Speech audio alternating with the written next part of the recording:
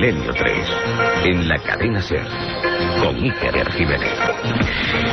Policías y grupos de vecinos de la ciudad argentina de Rosario de la Frontera rastrean desde hace varios días a un extraño y peludo animal de unos 2 metros de altura, poderosas garras y afilados colmillos que tiene aterrorizados a los vecinos de la zona.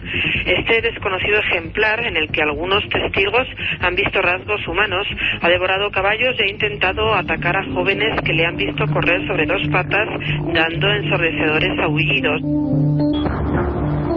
Ocurría la semana pasada. La actualidad informativa en ocasiones nos ofrece noticias como estas.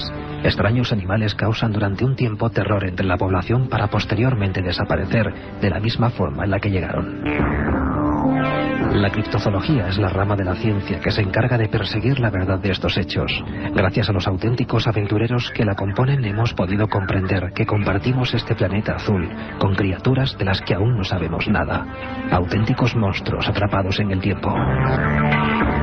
Esta noche, en Milenio 3, viviremos una investigación con 2 de los más importantes criptozoólogos españoles.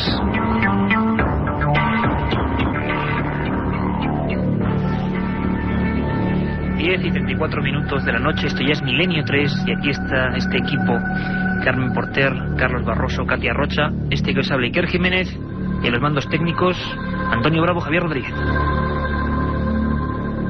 Lo escuchábamos en Argentina, nuestro corresponsal hablaba de un extraño ser andando sobre 2 patas, de aspecto bastante grotesco, y que mantenía en vilo a autoridades, investigadores, civiles. Había atacado a varios caballos y las últimas noticias incluso es que había agredido a varias personas. De repente, por sorpresa, un animal puramente criptozoológico. Y esa palabra va a ser la que brujule nuestro programa de hoy. La criptozoología, una ciencia joven, una disciplina todavía convulsa, porque hay personas que, digamos, la asocian a lo fantástico, a lo improbable, a lo acientífico, y otros, sin embargo, que creen que desde hace siglos ya hay auténtica criptozoología universitaria. Personas que se encargan de descubrir y a veces redescubrir esos animales que parecían perdidos, que se extinguen y vuelven a aparecer. Auténticos enigmas vivientes. Esto está ocurriendo ahora en Argentina, ahora mismo, esta semana. Y este animal concreto, que va a ser nuestro protagonista, esta especie de monstruo con garras, con algunos rasgos humanos y que emitía aullidos, va a ser, como digo, un eje central. Nos sonaba mucho, nos parecía el de otros casos en Brasil, Puerto Rico. Intentamos realizar una investigación esta semana para perseguirlo en el sentido de identificarlo, de saber qué puede ser, de saber si este animal está en algún sitio. Y nos hemos encontrado con un montón de sorpresas. Antes de eso, antes del viaje de hoy completamente alucinante, Milenio 3 quiere recordar algunos aullidos misteriosos. Podían ser los mismos, podían ser los que emitía este ser en Argentina esta misma semana. Batidas, escopetas, rifles en busca de un misterio. Aquel individuo se lamentaba y muchos vecinos de ese municipio de Salta hablaban del terror que les producía ese lamento en la oscuridad. Un lamento que diversos científicos en diversas partes del mundo han ido registrando con grabadoras y medios digitales. Nosotros, si lo recordáis, si nos seguís hace tiempo, en el mes de julio más o menos hablábamos del Yeti, quizá algo muy parecido. Hablábamos con personas como César Pérez de Tudela que lo vieron, que estuvieron ante él, y hablábamos con investigadores norteamericanos y europeos que habían registrado el sonido de los lamentos de este ser, concretamente estos.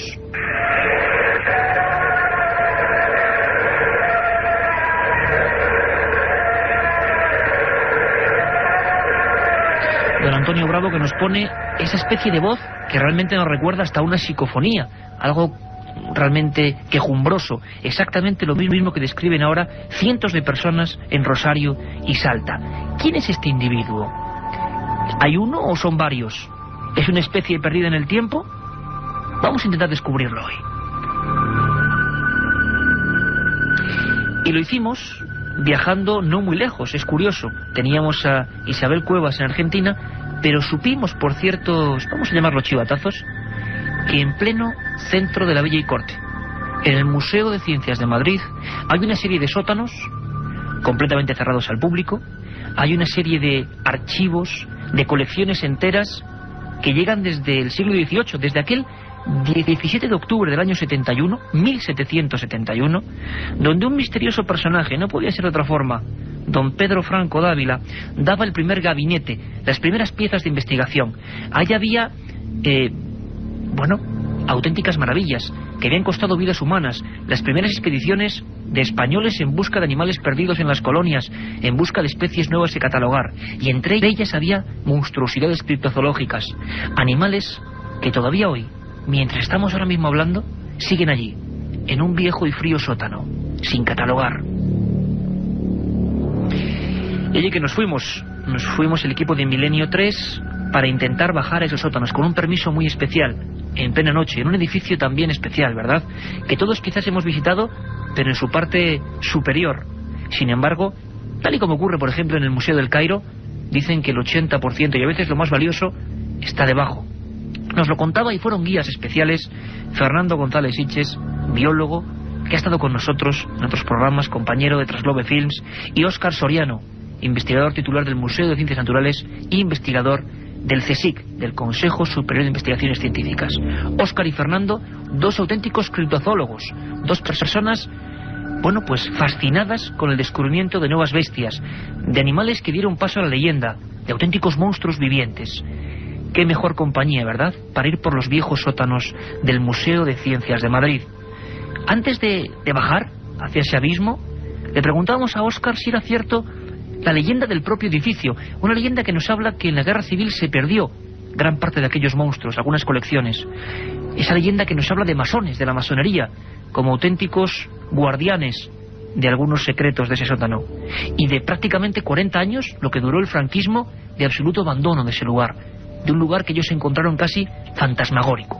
¿Nos lo cuenta Óscar? En principio, cuando estalla la guerra civil, pues el museo se protege y no hay ningún problema. Pero cuando las tropas nacionales entran o van a entrar en Madrid, muchos de los investigadores que había entonces, conservadores, se tiene una cierta idea de que eran masones, ¿no? Entonces se exilian, masones y republicanos, se exilian la mayoría de ellos a México, y el museo queda en un olvido absoluto.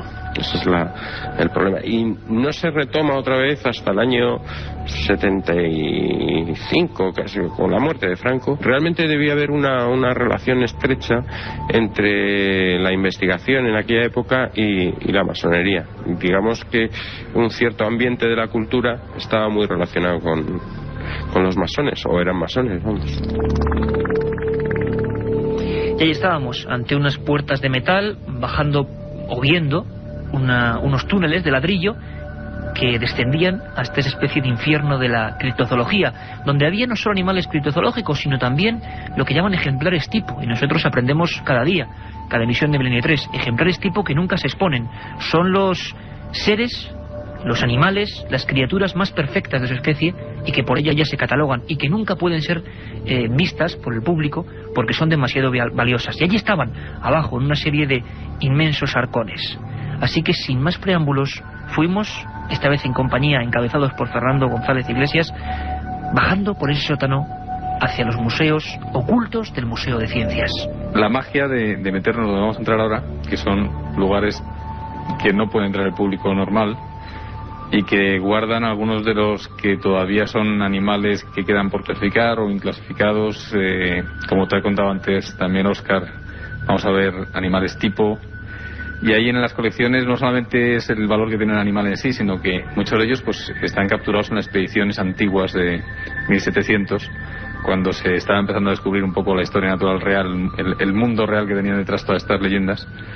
Y aquí vamos a ver algunos de estos grandes animales, animales como el perico ligero, que era el perezoso, imagínate lo que fue en aquella época cuando de verdad te enfrentabas, por ejemplo, al Amazonas y ibas a recolectar los animales para hacer estas colecciones. Ibas recolectando desde insectos gigantes, peces desconocidos que aún hoy en día, cada vez que un grupo científico se mete en el Amazonas, saca un montón de nuevas especies. Pues todo esto es lo que vamos a ver ahora en las colecciones, ¿no? Que tiene un encanto maravilloso. Nunca más acertado, encanto maravilloso, cosas que no puede ver el público, y que Milenio 3 estaba ahí para mostraros con los micros amarillos a toda España y a todo el mundo. Y fuimos poco a poco descendiendo. Regresamos en un momento.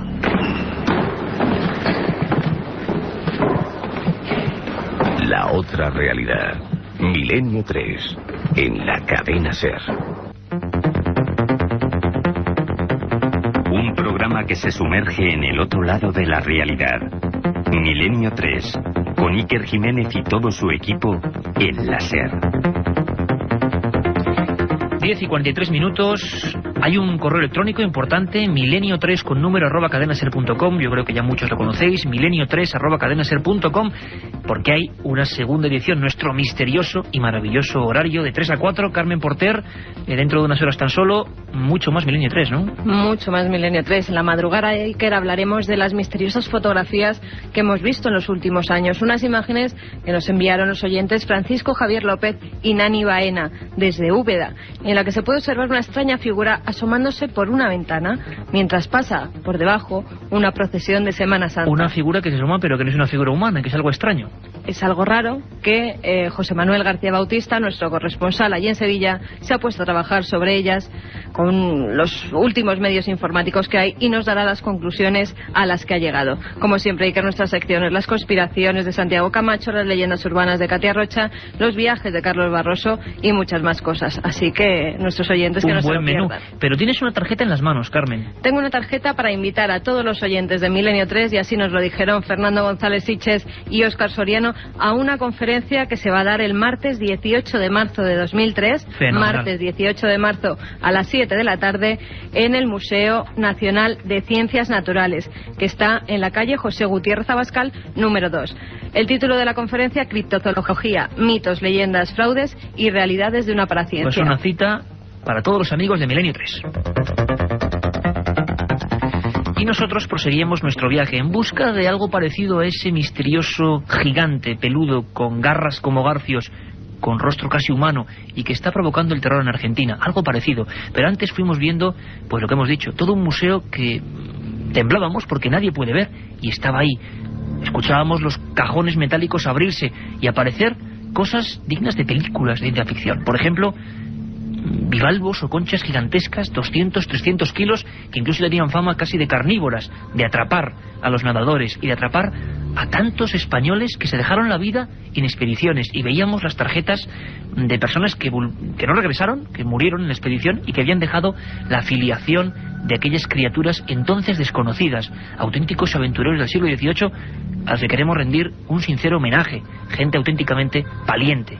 Nos explicaba Óscar, con esa concha en nuestros pies, cogiéndola casi desde una caja de metal, perdida ahí en los fondos del museo, la magia de este tipo de misterios.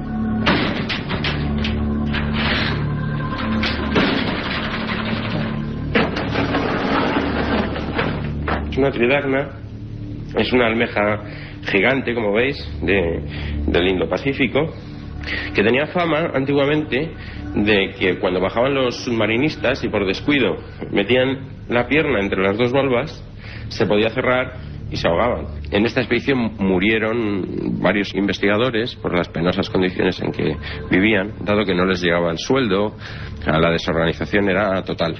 Entonces vivían en una penuria casi absoluta, vivían casi en algunos casos de la caridad de algunos acomodados curiosos de la biología, que al verles llegar pues les invitaban a su casa, ¿no? En muchas situaciones pasó esto. En fin, la cosa fue bastante desgraciada. Fue una expedición realmente romántica, ¿no? De las expediciones más curiosas y más llamativas que han hecho españoles, ¿no? En este sentido naturalista.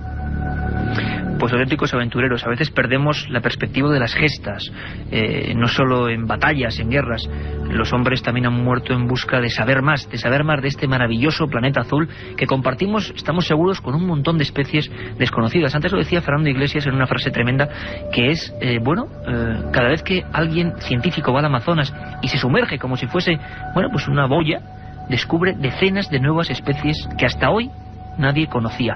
No pudimos resistir la tentación. Sabéis que parte del equipo de Milenio 3 estuvo en busca del calamar gigante, que lo hicimos y fuimos el único medio de comunicación que en septiembre nos embarcamos en Luarca en busca del kraken, y lo vimos, y ese maravilloso micrófono amarillo tocó. El final del programa era tocando un kraken recién sacado de casi 6 metros, y vimos una sala tan misteriosa como las demás, en esos sótanos donde ponía cefalópodos, gigantescos pulpos. Casi nos pareció ver a los diabólicos vampiroteutis. Bueno, nos metimos allí. Ahora vamos a los fondos del museo donde tiene Óscar la colección de cefalópodos, que os va a encantar. Bueno, ahora bajamos por una vieja escalera, las paredes son de ladrillo, hay algunos huecos, y bajamos al sótano del Museo de Ciencias.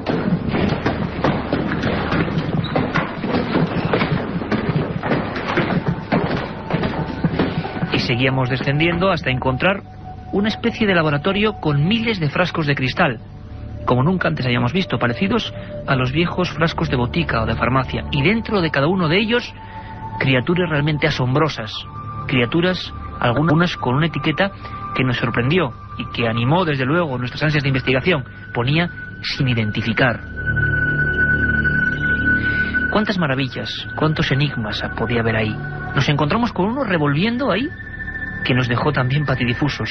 La gran maza, el brazo que alguien cortó, pues posiblemente hace un par de siglos, quizá el primero en España, de un calamar gigante, de un auténtico monstruo, de algo que se pensó que no existía, y llamaron loco a Julio Verne, el Kraken.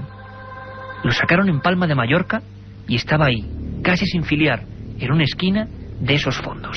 Fernando, es la muestra esta de que desde hace muchos años y casi siglos estaban interesados buscando el calamar gigante, ¿no? Sí, yo no sé si está datado o no. Pues así el primero que se estudió en tierra, el primer arquiteutis que se estudió en tierra, fue precisamente por una maza que había cortado un chaval, un chico de 12 años, marinero noruego, que se encontró con una masa flotando encima del mar y fue a ver qué era, y era un arquiteutis que todavía se movía, y le cortó una de las mazas, se la mandó a un fotógrafo y naturalista que estaba en Terranova. Y este, a su vez, viendo que era un ejemplar, vamos, único, y sabía que lo que había detrás, la leyenda del Kraken que tenía detrás, pues se lo mandó a un zoólogo especialista en moluscos de la Universidad de Yale. Y este fue el que hizo el primer estudio serio sobre un cuerpo, un arquiteutis. ¿Y este podría ser igual la primera muestra en España de un arquiteutis? Te puedo decir más cosas. Según los datos que tenemos, sería originario de Palma de Mallorca, o sea, habría sido capturado en Palma de Mallorca, con lo cual sería el primer arquiteutis que se ha capturado en el Mediterráneo. Y así en vivo, en directo, descubríamos cosas ahí escondidas y que son importantísimas para el conocimiento de nuestras especies. Se habla de que conocemos 1 millón y pico de especies concretas, por ejemplo, marinas, y que hay muchísimos más absolutamente desconocidos, que tan solo un mínimo porcentaje de lo que se oculta en las aguas es conocido por el ser humano. Y la famosa frase de que conocemos mejor el espacio, por lo menos el espacio más o menos cercano, el sistema solar, que nuestros propios mares.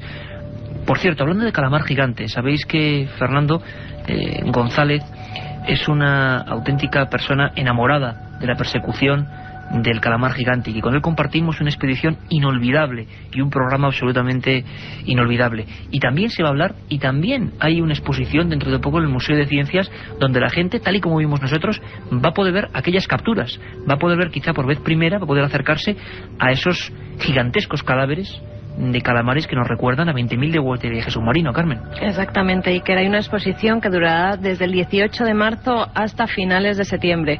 En ellas hay varios ejemplares de Kraken, y también pues podrán ver maquetas de otros calamares gigantes. Incluso están recreadas las cabinas, ¿te acuerdas, Iker, de cuando estábamos en el barco intentando grabar esos calamares gigantes? Igual que las cámaras submarinas que sumergimos a tantos metros de profundidad para ver si lográbamos captar o capturar imágenes de esos animales. Que al final no se pudo, al final el Kraken volvió a ser esquivo y no se dejó grabar, pero va a haber, una exclusiva, va a haber otra expedición de nuevo a buscar ese animal. Y sobre todo, importante, el museo es el de Luis Laria en Luarca, el más importante, donde están la mayor colección de calamares gigantes del mundo. No tenemos nada que envidiar ni España, no tenemos nada que envidiar, digo, a Estados Unidos, en Nueva Zelanda, a los que van por el mundo hablando de grandes capturas. En España, en la costa cantábrica, la mayor colección de la historia.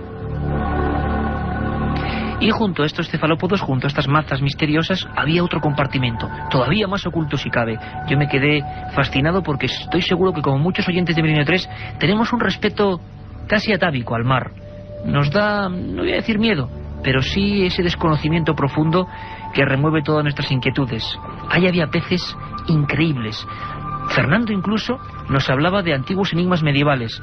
En los orfebres, los que hacían antiguas piezas decorativas, dibujaron algunos peces como el celacanto, peces prehistóricos que no se redescubrieron hasta el siglo XX, que los naturalistas no conocían, que solo a partir de los años 30-40 del siglo pasado supimos cómo eran, y sin embargo en el medievo ya se dibujaban. ¿Cómo era posible? Historias que íbamos descubriendo paso a paso en el gabinete de los peces extraños.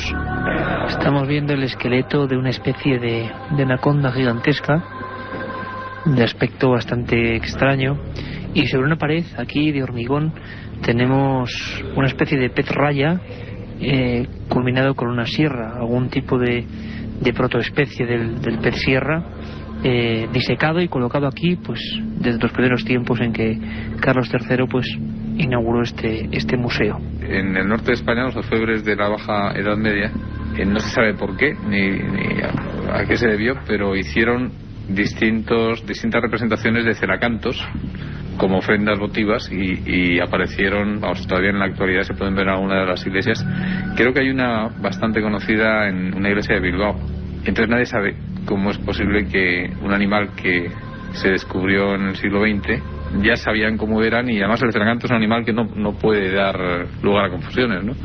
La forma de las aletas y la forma del cuerpo, y no se sabe por qué. Y no se sabe por qué. Muchas de las incógnitas acaban con esta misma pregunta. ¿Cómo es posible que en el siglo XII-XIII se describiesen animales? Pasaba también en un lugar en Tiahuanaco, en Bolivia, de los que el hombre no sabía completamente nada.